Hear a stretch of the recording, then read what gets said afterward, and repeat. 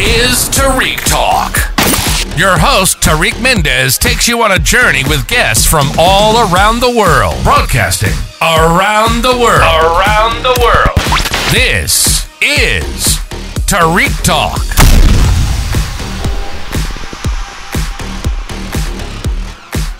All right, guys, today I'm here with Wulan. Wulan, how are you today? I'm fine. I'm amazing. Thank you. How are you? Love that. Thank you so much for being on the podcast. I'm so excited to get to talk with you today. I'm very excited also to share my story. Thank you. Do you want to start by telling us your Instagram? My business Instagram is jakartamunch.us. My personal Instagram is wulan.delvalle with double L. Okay, awesome. Thank you for sharing that too. Do you want to start out by telling us a little bit about yourself? A little bit about myself. I'm a chef. I'm a mother of two. I'm a restaurateur. Oh, wow. So yeah, I'm an accountant. I'm a marketing. I'm everything. That's so cool. Thank you. I cannot believe you have two kids because you look so young. You look younger than me. Do you want to start off by telling us a little bit about your business? So my business, I'm focusing on selling. I'm cooking Indonesian food. I'm selling Indonesian food specifically. I serve Indonesian food simply because I want to share a little bit of story of where I came from, which is Indonesia. I came to America 11 years ago. Oh, wow. And I tried to find a job.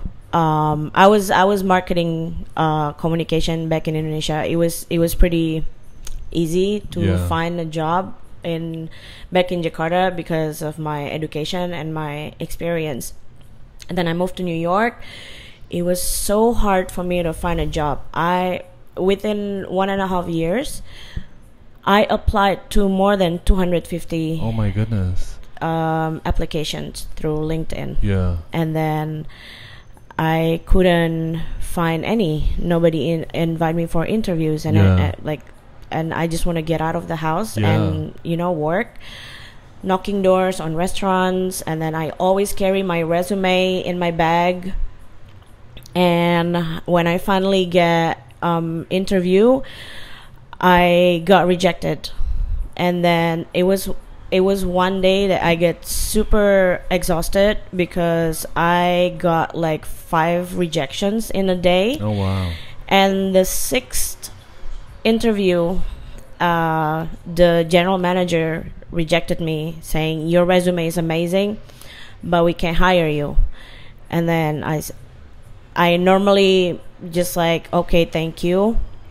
But at that time, because of I get too tired, I ask him, can I ask you why? You told me my resume is amazing. Yeah.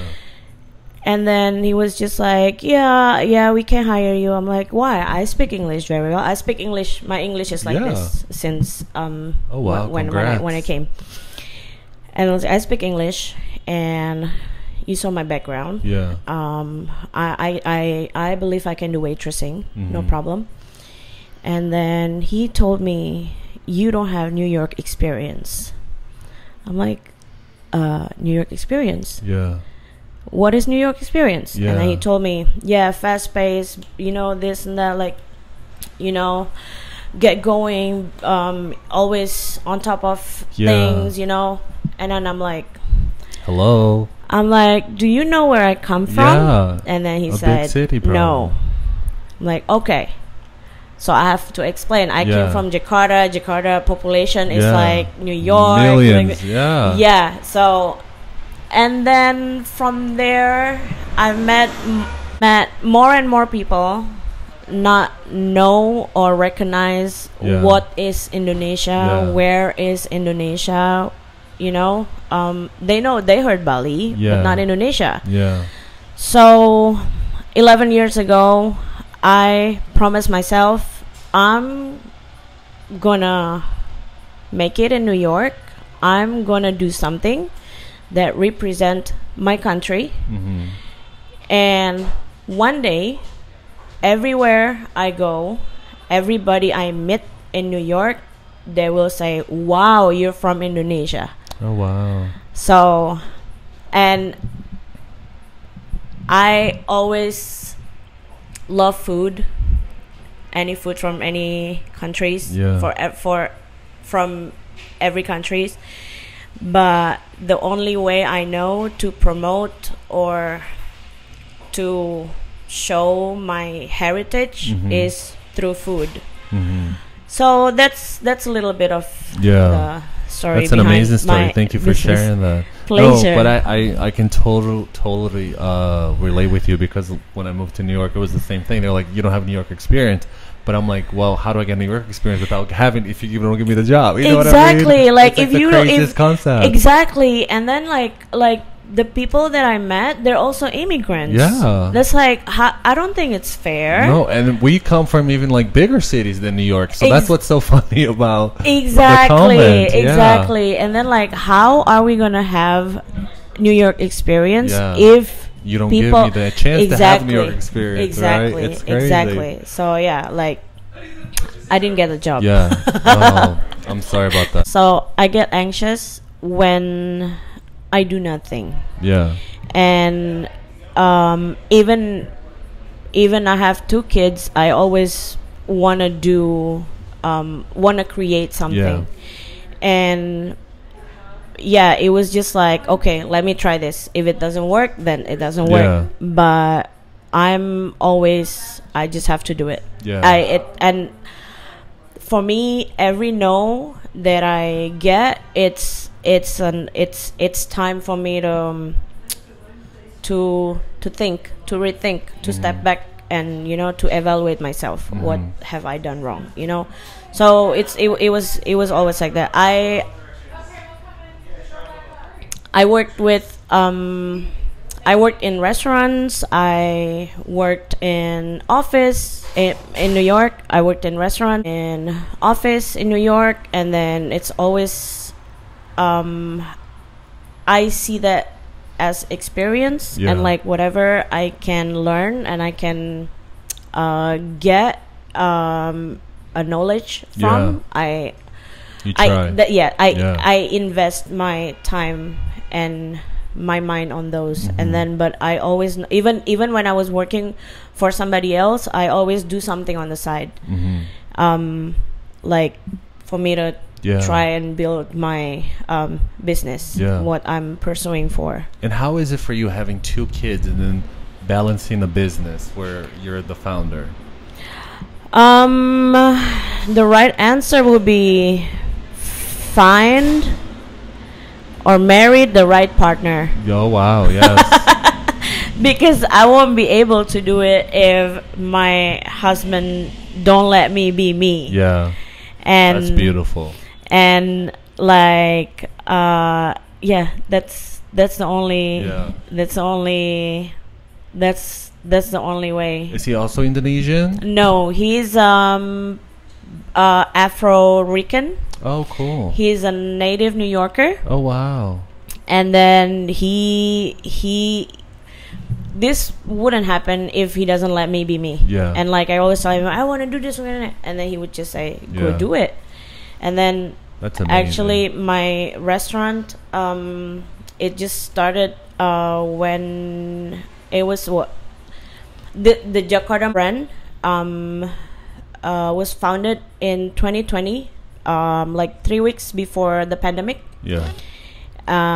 So I finally got accepted in Smorgasburg. I applied to Smorgasburg for 5 consecutive years with different proposals. Like I mentioned, every no that I get is like a future yes, right? Yeah. Like, what else? Like, the proposal is not good enough. Let me try again. Yeah. And then when I get accepted, it was on 2020, 3 weeks before pandemic. Oh wow. I was like, it was just like, okay, that's it. I'm not gonna be able to do it. I only have 1 kid at that time, and then pandemic happens. I was still cooking. I sell food, all online from Instagram. I offer free delivery. Yeah. And during the pandemic, during the lockdown, I make 1,000 to 1,500 a week. Oh wow. From the food I sell. Yeah. And every week is like different menu, and like more people order and stuff. And then pandemic no longer. It's no longer pandemic. And then 2021. Smorgasburg reopened, but I just gave birth to the second child. Yeah. And then I told my husband, I don't think I could do it. It's too much with breastfeeding, taking care of 2 kids. Yeah.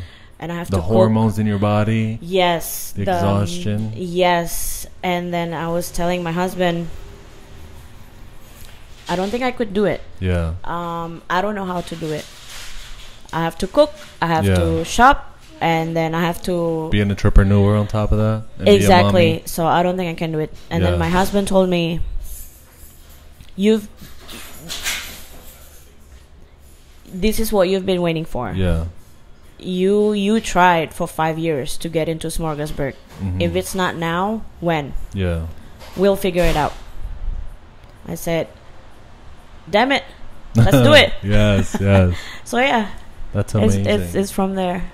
And how do you come up with like the idea for the dishes? Like, do you just cook things that you personally love, or do you try to like source new ingredients, new recipes?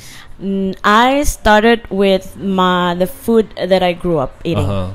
What my grandma makes, the food that makes me happy and excited. Yeah. The food, the menu that I come up with is basically the food that makes me happy, that I grew up eating, whether it's from my grandma, whether it was the celebration food, and then from there I just remake it. There's I think the main menu in my restaurant, back when I was a kid in Indonesia, growing up in Indonesia, those food I can only eat during Eid Mubarak celebration. Oh wow, okay. So I can only eat it once a year. Oh wow, okay. And then I moved to New York when there's Eid Mubarak, the Muslim celebration. Indonesians in New York make that food also here in New York, but we can only eat it once a year. Since I'm a chef and it's my own restaurant, I said, no, I'm gonna have this every day. Wow, that's so cool. Every freaking day. So yeah, there's the biggest challenge is to find Indonesian ingredients. So it would take me like a while. Wulan, how do you source your menu? Like, how do you get inspirations? Are you inspired by home, like foods you had in your childhood? It's basically the food that I grew up eating and the food that makes me happy, the food of celebration. It's basically starts from there, because that's when my artist side of me, that's like I have to do from what I love. Yeah, from the heart. Yeah, from the art, from the heart, from like the connection that I have with the food. Yeah. And from there, I'll just I'll do whatever it takes to make it as tasty and as nice as how I remember I eat it back in Indonesia, so that my customers, people could eat it too and makes them happy. And what do you hope for people that come and have your food? Like, what do you hope, like the experience that they have? The warmth and the comfort, that the feelings, like good, nice, comforting feelings. That's what I'm expecting. Like, because I make everything from scratch, and I hope it could reflect on the energy and the love that I put on my food, and they could feel it. Yeah, I love that. And what do you say to like future entrepreneurs that are like scared to take the chance, scared to take the leap that you took? Like, what advice would you tell yourself today, then, when you were starting out, that you wish you knew? Just do it and be flexible. Be flexible in many ways, as in your feelings, your mind, your like everything, like, because being flexible is a great way, whether you're entrepreneur or not, I guess, to adapt to, you know, like, be stubborn, but stubborn on your effort, stubborn on your I have to make it work, but be flexible, because you could learn and open on new things and learn new things. And sometimes, because many times it doesn't go as we planned, not as perfect as how it should be, things could fall into pieces. And if you're not flexible, I think you're gonna have a big heartbreak. I don't think it's gonna be easy.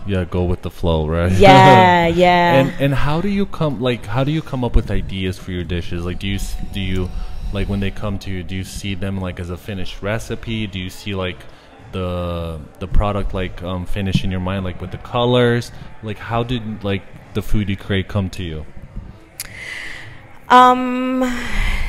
This is very interesting question. Most Indonesians, even for Indonesians, and back in Indonesia, like my friends from school, my family, when they see my dishes, they're like, "How come it looks more appealing? It's more, it looks more colorful." Oh wow!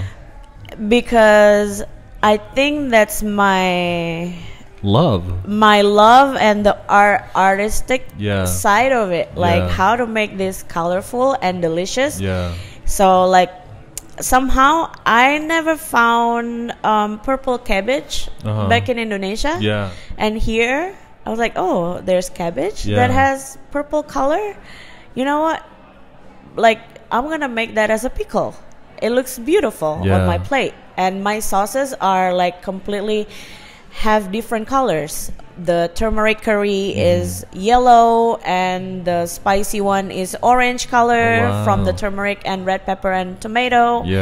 And then the brown sauce is from sweet soy sauce, and it's just like super colorful. And they're all like all of the Indonesians back in Indonesia would say like, this is the most, how you beautiful call it? Presentation. Beautiful presentation. And it's all like natural ingredients and like real vegetables and those. I didn't really make it like it has to be this color. No.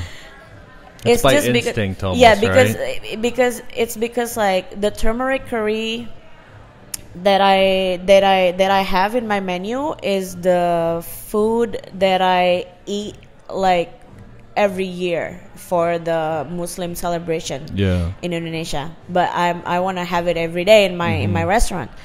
But it's just the natural color of it.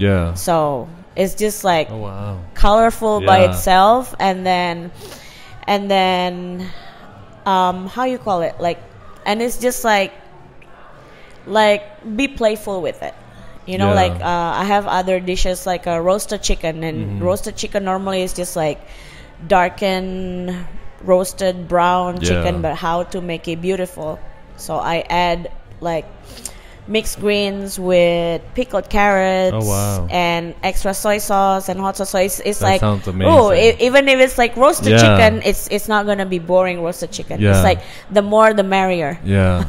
And and how is your, like, before you start cooking, like, how do you get in the zone? Because I see, like, I have friends that are chefs, and I see like the similarities between art and food. It's to me, it's like almost the same thing. You know, it's like a creation process. A lot of it is instinct. Like, you get in the zone, and you're like in an artistic zone. For you, when you like get to the kitchen, are you able to like get to work right away, or do you need to like have a coffee and meditate a little bit before you get into the zone, or you just like play around? How's that creative process for you? Coffee. I can't function without coffee. Especially like, a mummy of two, right? I'm like, no. You need an espresso. No. I have to have strong coffee to function. Otherwise, I'm addicted to coffee. Yeah. And do you like to work with the music on, or how's the experience? That part is not really. I basically coffee. I meditate before I go to bed. Oh, wow, okay. I don't meditate in the morning because somehow sunlight like makes me wants to be doing stuff. Yeah. And then basically coffee. Sometimes I play music. But no, I put music on when I work on paperwork. Oh, nice. Okay. So if it's cooking, I don't like to play music because somehow this is weird, but I really enjoy the noises, the noises from the pot and pans and the sauce like bloop bloop bloop bloop. Yeah. No, I get what you mean. Yeah. The fry for like that's like it's my like music. Stimulating to the brain, that's right? my music. That's my music. So I don't like to put music on. Some chefs put music on like really loud. My cook in my kitchen, they put music really loud. But when I come into the kitchen, I put it down. Yeah, no, I totally agree. Because I have some friends that they do, they're chefs, and some of them like cook with like crazy rock and roll, heavy metal, like screaming, and then some cook with like opera, super high, and then some say the same thing. They're like, no, I want to hear like the boiling water. I want to hear the blue, blue, blue. I want to hear like when I mix the mashed potato. To me, that's like rewarding. It just makes the experience higher. Yeah, that's me. I love that the music of the kitchen tools and the food that I'm cooking. Yeah.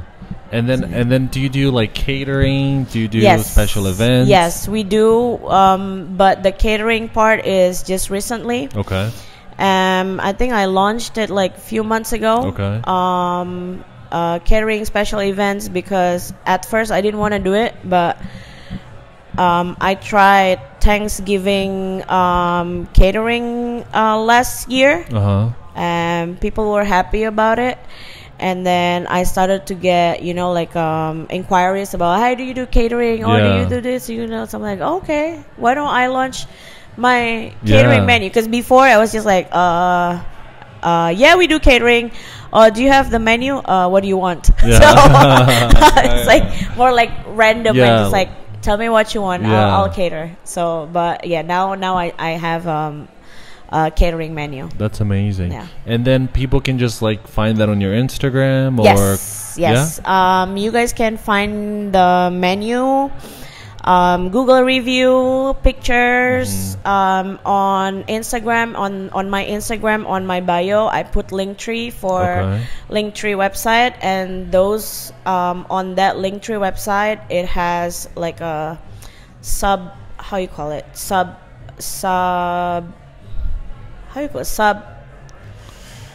options, like options for for all the stuff catering menu, Google review. Do you do pop-ups? Because that's like very hot right now. A lot of people. Actually, I started my business with pop-ups.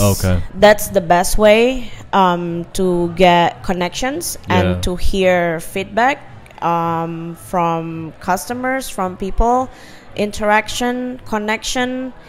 That's how I started, and everything's developed from there. I hear what my customers want, I hear what people want, and that's amazing. And where do you see yourself in the future? What's something that you want to accomplish and tackle?